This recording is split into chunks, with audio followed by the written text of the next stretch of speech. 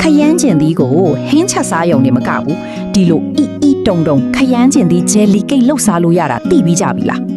လှုပ်ရတာတအားလွယ်တယ်နော်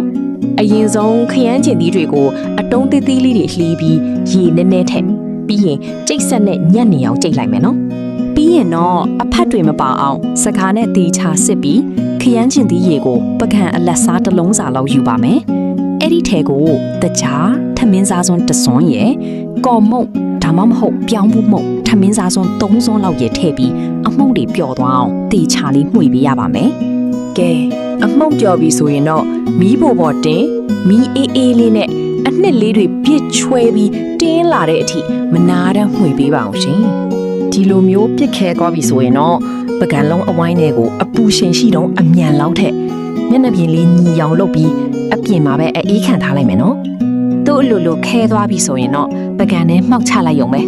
အပေါ်ကနေအုံဒီမုတ်လေးတွေဖြူလိုက်ရင်ပစက်ထဲထဲလိုက်တာနဲ့အီညက်ညက်လေးနဲ့အရေးပျော်သွားမယ်ခရမ်းကျင်ပြီးဂျယ်လီကိတ်လေးရပြီပေါ့ရှင်လောက်ရတာတကယ်လွယ်လို့အိမ်မှာစမ်းလုပ်ကြည့်ကြအောင်နော်ဒီလိုလွယ်ကူတဲ့မုံလုံးနီးလေးတွေအမြဲကြည့်ဖို့ကျမရဲ့ TikTok channel လေးကိုလည်း like နဲ့ follow လုပ်ထားပေးဖို့မမေ့နဲ့ဘူးနော်တတား